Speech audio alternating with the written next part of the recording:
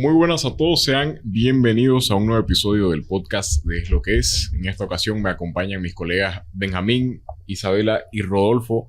Y hoy está con nosotros un invitado muy especial. Él es Gary Áñez, candidato a la alcaldía del municipio de Santa Cruz de la Sierra. ¿Qué tal, Gary? Muy buenas noches. Muy contento, la verdad, de estar aquí. Un agrado compartir con ustedes y un agrado que los jóvenes estén interesados en la política. La política es demasiado importante porque cuando toma el poder marca la vida de los individuos porque pone las reglas.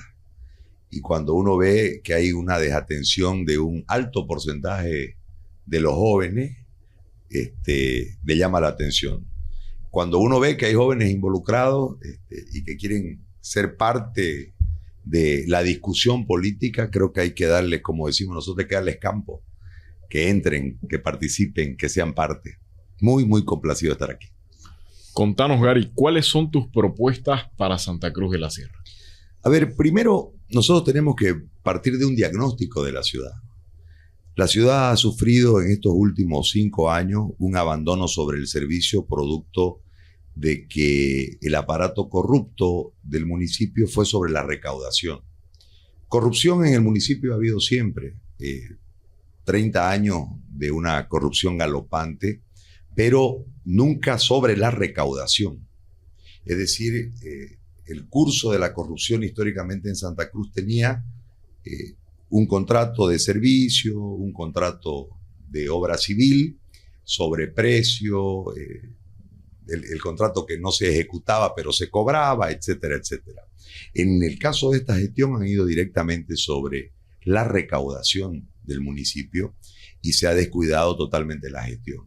Entonces, desde ese diagnóstico, lo primero que en este momento, como palabra que aparece en los 15 distritos desde este diagnóstico, es el abandono. La gente siente un abandono. Lo primero que hay que restaurarle a la gente es el servicio municipal, desde la poda hasta el alumbrado público, pasando por lo estructural e histórico, que es la educación, la salud, la seguridad. Para ello, hay que recuperarlo primeramente desde el punto de vista económico con el ingreso propio. El 48% del municipio es el ingreso propio. De esa plata, que históricamente llegó a niveles de 1.400 millones de bolivianos por año, se cayó inexplicablemente a 700 millones. Esto, ¿por qué digo inexplicablemente? Porque la ciudad hoy tiene más gente, tiene más metros cuadrados construidos, tiene más automotores, tiene más empresas, y sin embargo se cayó a la mitad, lo que sustenta la hipótesis de que fueron sobre la recaudación. En ese contexto, recuperando el ingreso propio, se activa el servicio municipal sobre lo que hoy es prioridad para los distritos. Santa Cruz no es la postal de Equipetrol ni de alguna zona. Santa Cruz es un abandono total, con un cinturón de pobreza que golpea el alma. Y desde esa lógica, esa gente requiere que se le restablezca el servicio municipal para poder desarrollarse de mejor manera. Ahí también, Gary, dentro de lo que es el plan, que lo pude leer, hay una idea que más allá de la falta de recursos también existe una mala distribución y la capacidad de esta gestión, y creo que eso va acorde con una de las propuestas que usted tiene, que es delegarle ciertas competencias a los subalcaldes, ¿no? No sé si ahí nos podía dar un poquito más de luces de qué trata. A ver, nosotros desde el restablecimiento del servicio municipal, recuperando la recaudación propia, hay que distritalizar la gestión. La gestión tiene subalcaldes sin ningún tipo de peso específico en la ejecución de la gestión. Se han transformado en carteros. Reciben una carta de las juntas vecinales, de los controles sociales, etcétera, y la llevan al alcalde. El alcalde, si quiere, la atiende. La mayoría de las veces no la atiende y termina siendo una suerte de comando político la subalcaldía y castigando a los que no votaron por el aparato político que está en ejercicio y beneficiando, entre comillas, a los que sí votaron. Nosotros creemos en la distritalización de la gestión, que es un factor de descentralización. Entregarle el 30% del presupuesto asignado en distribución a los 15 distritos, de acuerdo a la necesidad, de acuerdo a la población y que ellos manejen el servicio municipal, desde la poda hasta el alumbrado público, y que se les cree un gabinete técnico, que sean del distrito, que el subalcalde sea del distrito, nacido, criado y vivido, como se dice popularmente en el distrito, para que pueda tener una responsabilidad no solamente en el marco político, administrativo, sino también una responsabilidad de la presión pública del entorno de los vecinos. Y que él se encargue de esa parte. Para ello es necesario tener una decisión política y no temer al crecimiento político de cada uno de los subalcaldes, porque hay distritos con poblaciones muy grandes que si aparece un subalcalde con una gestión extraordinaria, sin ninguna duda se puede transformar en un candidato para la próxima elección, que eso ha sido el factor de no permitir el crecimiento del liderazgo desde la gestión. Entonces, básicamente es transferir el 30% del presupuesto a través de competencias desde el servicio municipal, el gabinete y el presupuesto entregado para que pueda ejercer su función completa. Y una de las funciones también es el tema de precautelar los espacios municipales. Para eso necesitamos tener primeramente un plan de ordenamiento territorial, porque en este momento no están identificados los predios municipales. A lo largo del tiempo, desde el 2005, no hay un plan de ordenamiento territorial en el municipio de Santa Cruz. Y no hay inscripción en derechos reales de los espacios del municipio de Santa Cruz, lo que se presta permanentemente a otra maquinaria corrupta, que es el adueñarse de predios municipales. Gary, y ya pasando un poco a los temas específicos del municipio, a mí me gustaría empezar por un tema que ha entrado en la agenda pública porque lamentablemente se ha cobrado la vida de cruceños, y es el tema del transporte público. Antes de empezar el podcast un poco conversábamos con Gary de lo difícil que es hacer un cambio, digamos, radical, porque hay muchos intereses en juego. Pero lo personal yo considero que en el tema del transporte público los choferes trabajan sin trabajo hasta 15 horas al día, los ciudadanos tienen un transporte totalmente desordenado. ¿Quiénes ganan, digamos? Los dueños de las líneas y los políticos corruptos que hacen su negocio ahí. ¿Cómo cambiaría usted el transporte público en la ciudad? Primero hay que saber cuánto produce el transporte público. 200 millones de dólares al año produce el transporte público en Santa Cruz en este desorden. ¿Qué quiere decir? Hay una gran producción de recursos desde este servicio altamente necesario, utilizado por el 80% de la población cruceña. Desde esa perspectiva, hay que cambiar el modelo del negocio. Con ellos sí. No excluir a los sindicalizados o a los sindicateros. Transformarlos en empresa. Una vez transformados en empresa, asignarle con las sugerencias que están en plena validez que hizo el JICA, en los estudios que hizo en su momento el JICA, con carriles únicos, trabajando con de norte a sur, de este a oeste, haciendo funcionar los anillos, con concesiones por 30 años para cada una de las líneas, ellos transformados en empresa, automáticamente ordenan laboralmente por el tema de los contratos a los choferes. La concesión tiene que venir para que ellos desde esa concesión y con este flujo económico anual, no estoy diciendo que ganen, sino que producen 200 millones de dólares.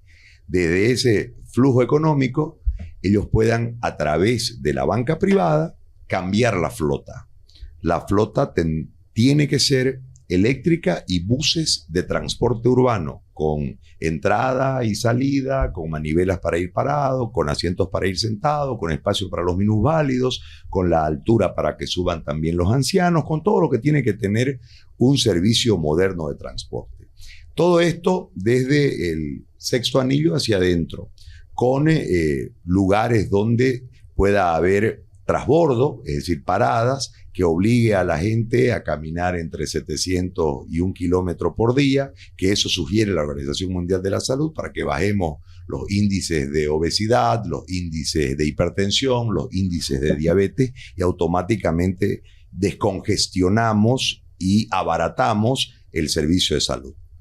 Todo lo que quede fuera de este servicio único de transporte en Santa Cruz va a ser complementario, es decir, los mototaxis, los toritos y los minibuses, para que puedan abastecer la forma de pago, no por viaje, sino por tiempo, con una tarjeta única que usted, si compra mayor tiempo, 5 días, 10 días, un mes, un año, tiene un menor costo.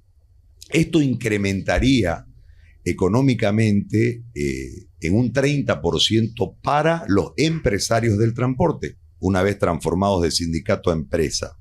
Y esto otorgaría a la ciudad un ordenamiento inmediato y un beneficio directo y real para el ciudadano. Todos formarían parte de este sistema de transporte único de Santa Cruz.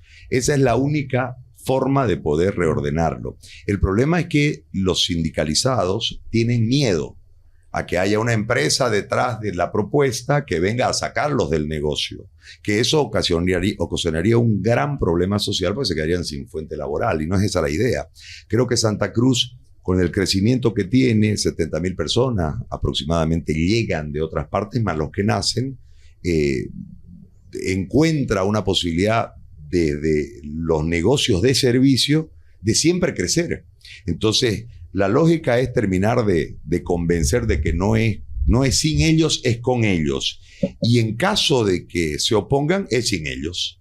O sea, creo que hay que tomar una posición clara en esto, que es lo que nosotros vemos en el tema de las concesiones, de las rutas por 30 años, que debe ser como un contrato de adhesión. Ustedes son abogados, ¿no? Claro. Es decir, no hay una negociación de las cláusulas del contrato, o te adherís o no. Una parte la propone y la otra acepta o Exactamente. rechaza. Y el que la tiene que proponer es el municipio porque es la autoridad máxima de la ciudad. Y además es el que corre con la inversión del sitio donde van a trabajar, que son las vías. Entonces, desde esa perspectiva, nosotros hemos planteado el negocio de los transportistas. Hay una apertura principalmente de algunos sindicatos, no de todos. Los demás están en evaluación técnica y entendemos que será simplemente una cuestión de evaluarlo técnicamente que conviene. Usted me dirá, ¿y qué hacemos con los sindicalizados? Se hacen socios de la empresa, pues. No de un micro, de la empresa, del sistema, de la ruta, ¿me entiende? Ahora, desde esa perspectiva, es muy sencillo hacerlo, pero hay que entender que debemos proteger a los que tienen el negocio. ¿Cuál es el riesgo? Que ellos temen quedar fuera de su actividad laboral y por ende no tener cómo sustentar a su familia. Gary, ahí, cambiando de tema, uno de los principales problemas que quizás tiene por lo menos yo pienso que es el principal problema que tiene la alcaldía como tal, es el problema de la corrupción. Todo el mundo ve a la alcaldía, o la mayoría aspira, se habla siempre entre chistes de amigos, ¿no?, de trabajar en la alcaldía porque es plata fácil. Hablábamos con los chicos, o siempre conversamos sobre este tema, que no existen métodos de fiscalización ciudadana para ver en qué se gasta el dinero, cómo se está ejecutando el mismo. Entonces queríamos saber cuál es la propuesta de Gary Áñez para transparentar el municipio de Santa Cruz de la Sierra. A ver, nosotros creemos que la tecnología es la que otorga la posibilidad de que la información esté en la mano de los ciudadanos. Nosotros debemos ir a la digitalización total del municipio. Voy a ir de nuevo al recurso propio. Nosotros somos parte del RUAT. Ese servicio de cobro nos cuesta unos 70 millones de bolivianos anualmente. Pero es demasiado vulnerado. Tiene muchos usuarios y pueden los usuarios cambiar las coordenadas del lote. Los propios funcionarios ofrecen coima para poder modificar. Entonces, para evitar eso, si hay digitalización, se salta toda esta burocracia corrupta. Donde no hay digitalización, hay burocracia corrupta.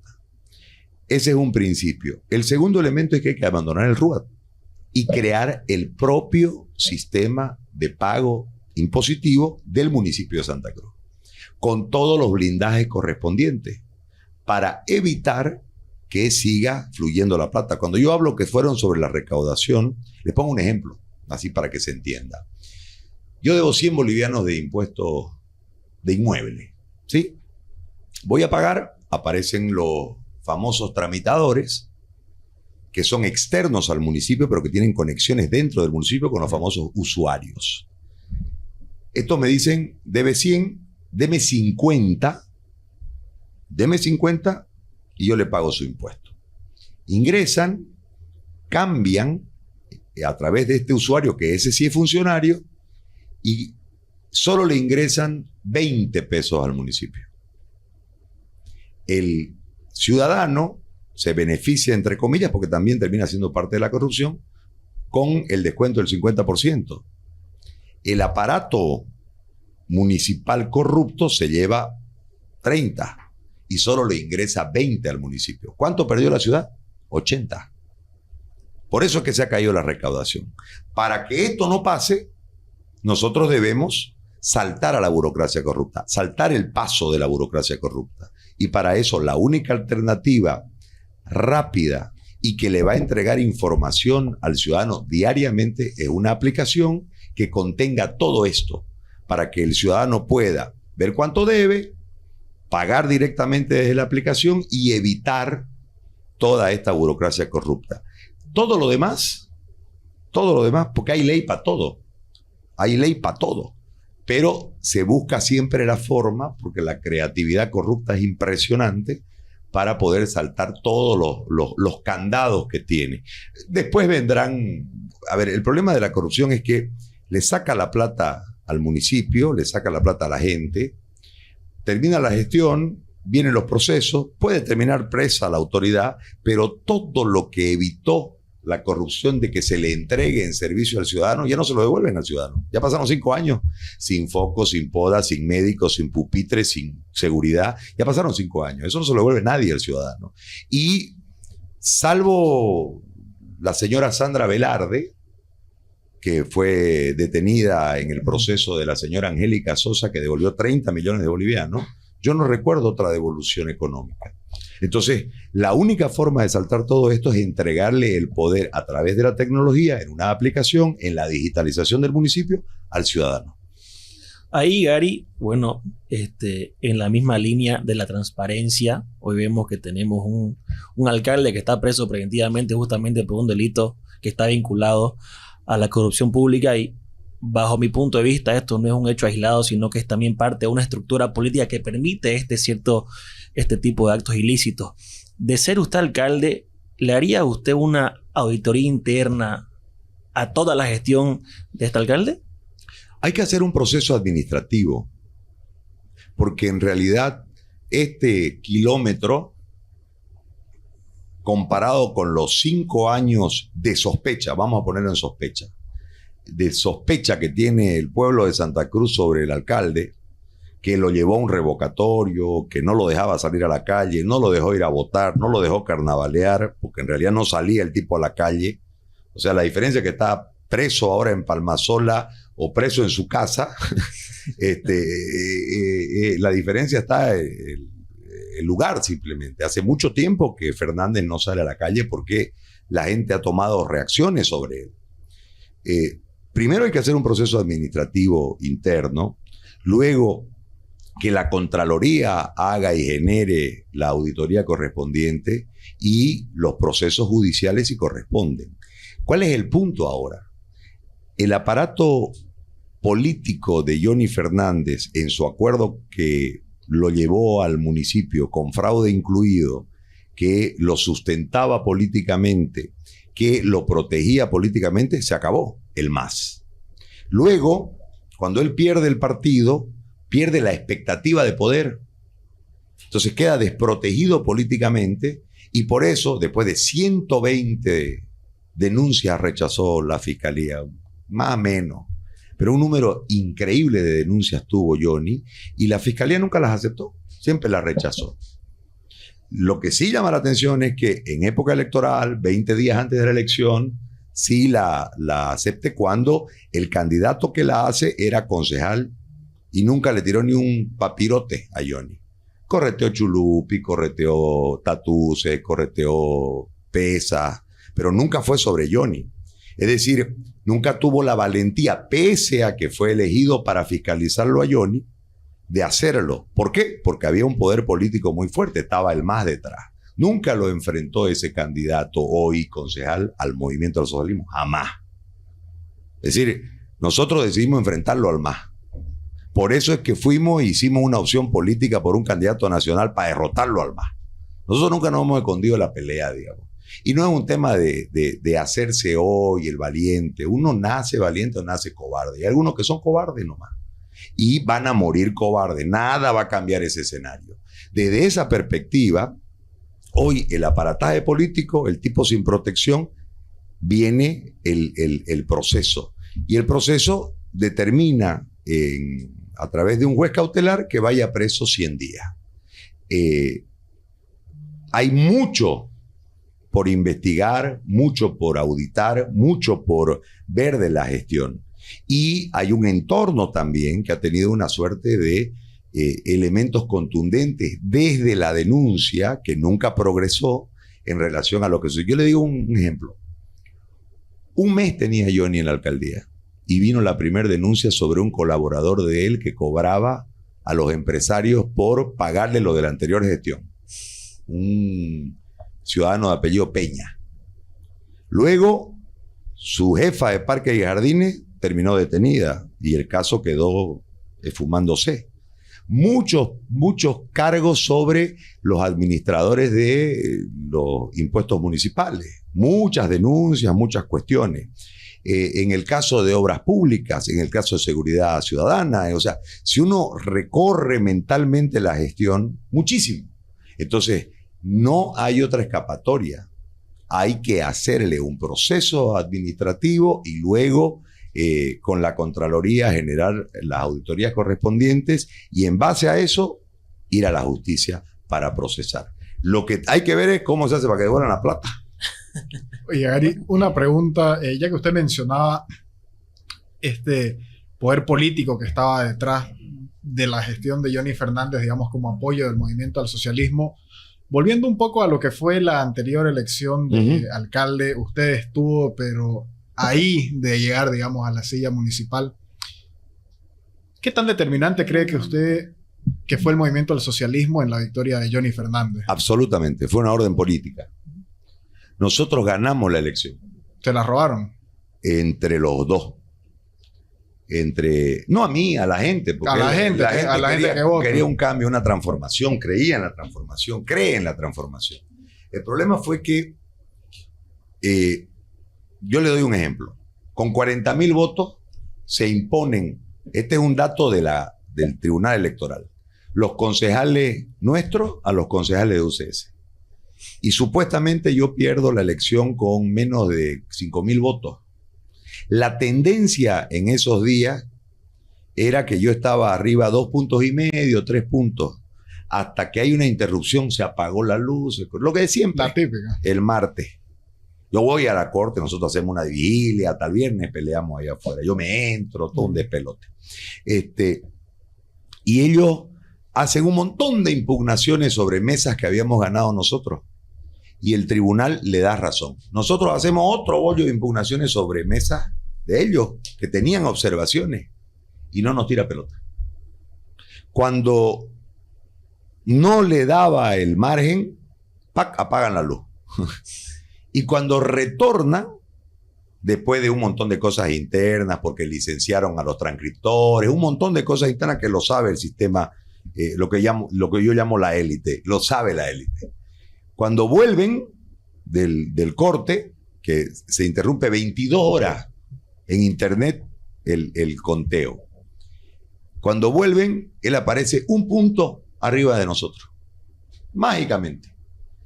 Y de ahí se mantiene. La presión hace que ellos el viernes tiren el resultado, pero nosotros vamos afuera de la corte, hacemos una presión mayúscula. Y ellos tiran el resultado. El resultado otorga eso. Tiempo después, 2 semanas después, Evo Morales en San Julián, y búsquenlo en YouTube, dice: hemos ganado el municipio de Santa Cruz, hemos perdido el consejo municipal. Evo Morales. Yo que sepa, Evo no era de la UCS, era del MAS. ¿Sí? Y después de eso, hace 1 año, 2 años, 2 años deben pasar, la concejala de UCS, la señora Mucárcel, dice: le robaron la elección a Gary Áñez y da el monto. No me estoy inventando, mírenlo. Ahora, eso ya quedó atrás, digamos. Lamentablemente, esta asociación política de Johnny con el movimiento al socialismo determinó un rumbo funesto para Santa Cruz. Desde ese poderío político, tenía con una justicia que era distinta, tenía una protección muy grande. Nosotros terminamos con un allegado a los concejales que manejaba la comunicación del consejo, de la bancada de nosotros, preso 62 días en Palmasola, por un caso inventado, y con un concejal detenido en su casa. Un montón de procesos en contra de nuestros concejales. ¿Nosotros qué hicimos? Permanentemente, a través de un grupo de abogados, le prestamos siempre la defensa a nuestros concejales. En ningún momento nos hicimos lo del otro viernes, ni mucho menos, pero nosotros hicimos una pelea frontal contra Johnny, frontal, en todo momento. Y está registrada en las redes sociales, digamos, porque yo he visto que la guerra política hoy dice, ¿dónde estaba Gary peleando contra Johnny? ¿Dónde estaba el año pasado peleando contra el MAS? No estaba escondido, ni caminando torcido, ni toda esa paja. O sea, estaba la de verdad, digamos. En ese contexto, yo creo que ese acuerdo político determinó el desastre que hoy tenemos de ciudad. Porque detrás de ese acuerdo político hubo un montón de acuerdos económicos. El desastre de la basura, los problemas de las luminarias, los problemas de los bacheos, la ciudad sin crecer, el colapso económico del municipio. Hoy Santa Cruz, no se puede. Santa Cruz ciudad le debe ahorita a cada santo una vela y a cada borracho un trago. Esa es la realidad. Entonces hay que tomarla a la ciudad, hay que sentarse, hay que renegociar y porque no ir a renegociar y decir, ¿sabes qué? Te debo, ya te pago. No. Hay que decirle cómo se le va a pagar a la gente. Por eso yo apuesto al recurso propio. Si nosotros tenemos un recurso propio que se cayó a 700 millones y lo podemos recuperar en 90 días a través de un incentivo municipal, ¿sí? De que ya no haya perdonazos, sino que sea un incentivo municipal. Nunca se ha premiado al que quiere ponerse al día, che. Aquí se premia solamente al que debe. Entonces, si nosotros hacemos un incentivo municipal y no perdonamos a las grandes empresas que son parte de esa élite, que siempre le tiran el impuesto a la mitad y negociaciones medias truchas y demás cuestiones, y nosotros logramos recuperar a 1.500 millones, 1.400 millones en el corto tiempo, rápidamente vamos a ir avanzando en las deudas para el aparato constructor principalmente, que es al que se le debe plata. Yo quisiera que nos comente un poco sobre el conflicto en el mercado mutualista. Si usted fuera electo, ¿qué decisión tomaría concreta respecto a este caso y cómo haría para controlar el conflicto social que hay ahí adentro? Primero hay que recuperar el derecho propietario, porque no está claro el derecho propietario. No ha perfeccionado el derecho propietario del municipio. Eso en primera instancia. Hay que defenderlo el mutualista porque es de Santa Cruz. O sea, eso no tiene... Es una pregunta con obviedad, ¿no? ¿Ves? Como cuando yo escucho que algunos que han estado en la función pública le preguntan, ¿usted fue corrupto? No, pues te va a decir, ¿no? O sea, esa es una obviedad. El punto es, ¿cuál es la estrategia legal para hacerlo? El municipio de Johnny Fernández hizo todos los extremos para perderlo el mutualista. Hay una opción. Cuando la sala civil le niega que sean herederos, le niega la posibilidad de ser herederos, ustedes son abogados, que sean herederos los Crapuzzi, ahí se abre una opción. Hay un fallo del Tribunal Constitucional que obliga a entregar un par de papeles a la alcaldía, pero no es el derecho propietario. Entonces, en vez de politizarlo el tema, debemos apretar en este momento para que perfeccione el derecho propietario y rápidamente hay que volver a una ley. Había derecho municipal con una ley que hicieron en la gestión de Sosa. De ahí la sacaron la ley. Hay que moverlo al Consejo Municipal para que vuelva a hacer lo que tiene que hacer. Es decir, no se puede perder el mutualista por una mala gestión, porque nosotros sabemos lo que hemos vivido en Santa Cruz, un poquito más que ustedes, de que en el año 1985 empezó a hacerse ahí el mutualista. Esa era una carretera ancha de tierra, en la ciudad acababa en el segundo anillo donde habían dos cines, Cine Gran Grigotá y Cine Gran Cacique, y de ahí era recto, no había nada, y esa zona fue muy loteada Por eso se llama Villa Pillín. El alcalde de esa época se llamaba Pillín Rivera. Entonces, en esa esquina, supuestamente una familia Domínguez, si mal no recuerdo, es la que el municipio compra para producir el mercado. Y al lado, porque después crece el mercado hacia un costado, digamos. Ahora, hay que ir a la memoria para recordar qué es lo que pasó. Hay una ley de dominio municipal que el Consejo retira. El Consejo anterior hace una ley de dominio municipal. El Consejo actual saca de vigencia esa ley. ¿Por qué? Esa es la primera pregunta. Y segundo, la floja defensa del gobierno municipal autónomo sobre el predio. Ahora hay una posibilidad porque los que se dicen herederos, la sala civil les ha dicho que no son herederos. No ha dicho que no son, ha vuelto al vicio más antiguo, a no sé qué, ha vuelto el proceso. Hay un tiempo. Debe el municipio en esta gestión apurar, presionar para perfeccionar su derecho propietario. Pero ¿qué ha pasado? El tema de los planos sepia, que es la memoria del municipio de Santa Cruz, terminó con 2 planos sepia este proceso.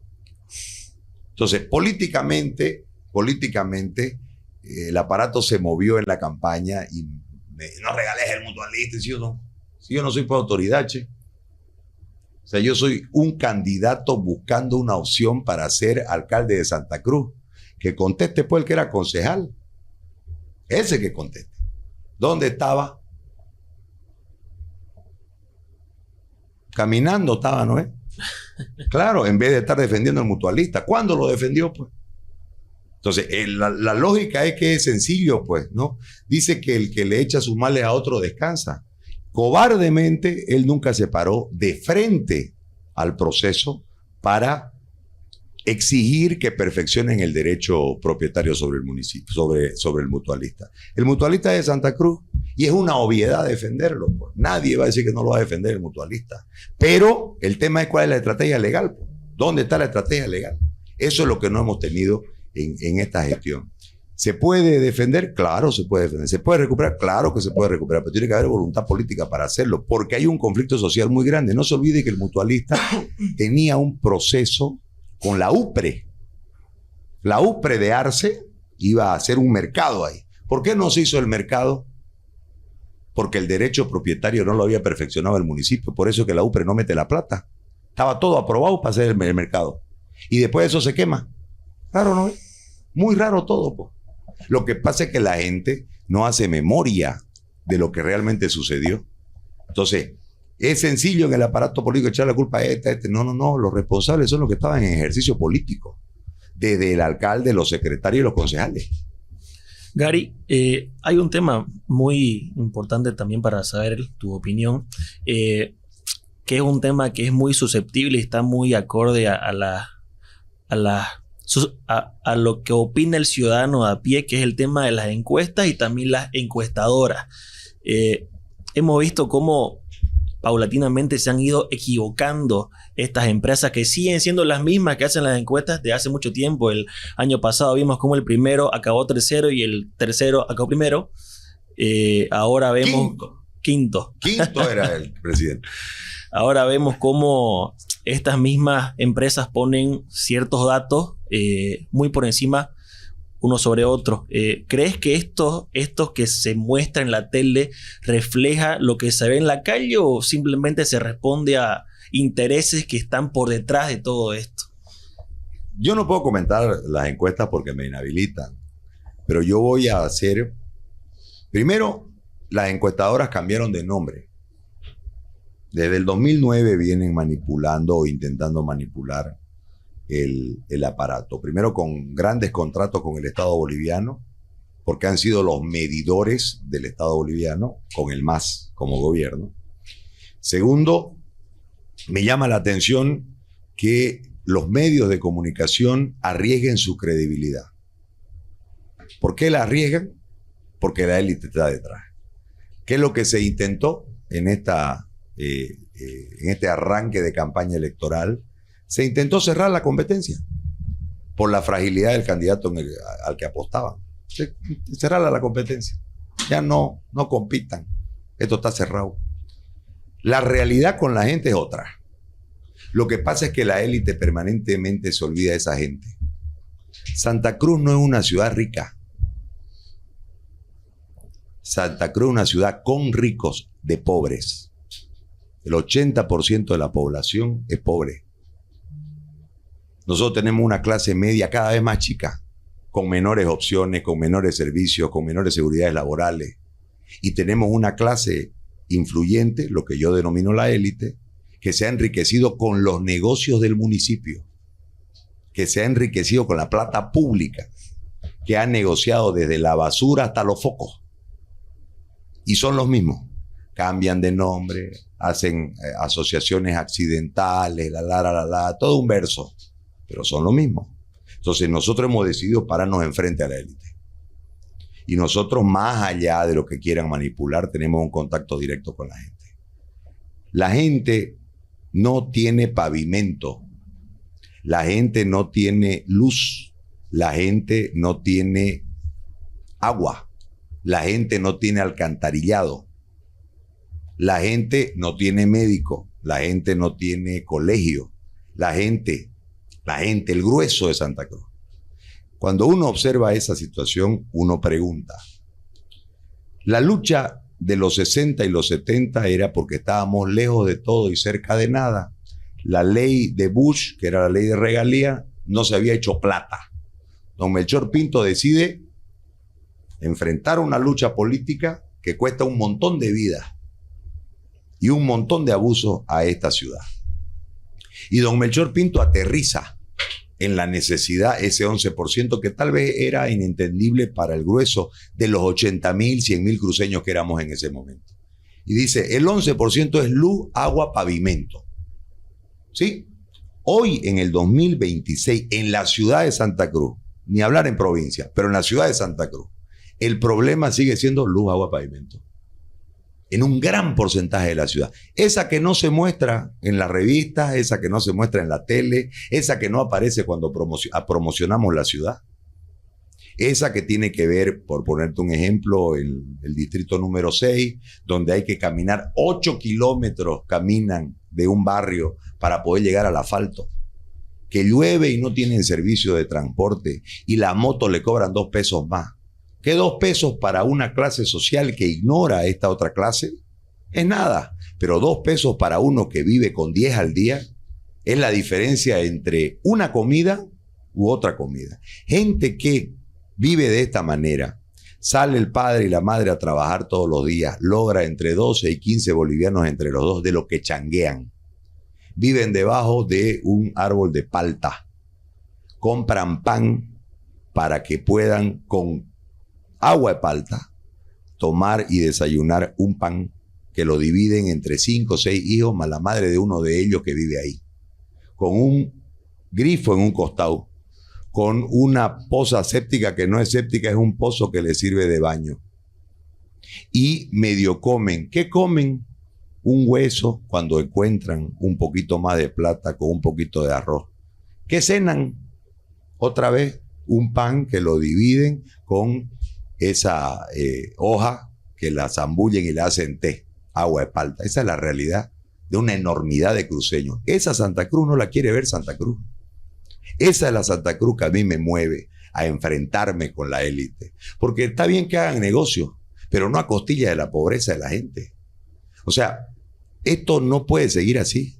Esa gente merece representación, esa gente merece oportunidades, esa gente merece vivir en una ciudad que se dice ser la locomotora del país. Yo insisto, y es parte del orgullo, yo soy parte del orgullo de Santa Cruz. Yo me siento orgulloso de Santa Cruz, pero por supuesto. Pero esta ciudad es demasiado desigual, mucha desigualdad. Esa desigualdad hay que igualarla. Para arriba, no para abajo. No es que le vamos a quitar a los ricos lo que tienen, no. Eso es socialismo, eso no sirve. Nosotros tenemos que ir a la igualdad desde entregarle oportunidades. Santa Cruz ha perdido eso. Yo le voy a poner un ejemplo, chicos. Ustedes son bien pelados. ¿Cuánto tienen ustedes? ¿25? 30 25. 25 años. Aquí hubo una institución en el lenguaje, un profesor. Don Renato Díaz Mata se llamaba.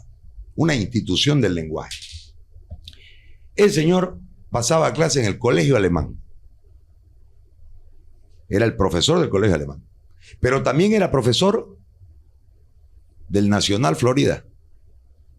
Entonces, la calidad del formador formaba con igualdad de condiciones a los del colegio alemán y a los del colegio Nacional Florida. ¿Me explico? Eso es igualdad. Eso es lo que tenemos que producir. No puede ser que nosotros tengamos una ciudad de revista con enormes inversiones privadas, con un desarrollo maravilloso en una zona de la ciudad, y tengamos una zona donde no hay nada y produce un resentimiento. Eso tenemos que eliminarlo y tenemos que hacer, alcanza la plata. ¿Saben por qué? Porque 4.600 millones de bolivianos maneja el municipio de Santa Cruz. Entonces, lo que no es un tema de pelearse con los ricos. No. Es decirle un ratito, está bien, hacer tu negocio porque tenés la condición de hacerlo, ganar tu plata me parece bien, pero no te la melees, pues. No vas al sobreprecio. Hacer tu contrato de basura, pero limpia, pues. No hagas tu contrato de basura y no limpies, que es lo que está ocurriendo, digamos. Hacer tu contrato de bacheo, pero bachea, pues. Hacer tu contrato de poda, pero hacer la poda, pues. Si decís que vas a meter 100 barredores, que sean 100 barredores, no que hayan 10. Y todo el aparato político se hace lopa porque también es parte de este negociado, mínimamente, porque los grandes negociados se manejan acá. Eso es lo que nosotros estamos en este momento peleando. El destino de la nueva Santa Cruz que incluya a todos y que todos sean ciudadanos de primera en oportunidades. Ya si la oportunidad vos la desarrollás mejor, lográs mejores, como me decía una vez un amigo, uno no cobra el sueldo que merece. Cobra el sueldo que arregla, me decía. Esa es la lógica, ¿no? Ya si la oportunidad es pareja para todos, vos la aprovecharás mejor, usted la aprovechará peor, usted tendrá mejor posibilidad de desarrollo. Ya es un tema individual de la competencia. Eso es lo que tenemos que lograr. Nosotros tenemos una ciudad que es muy desigual, producto de que hay una élite que ha decidido melearse la ciudad.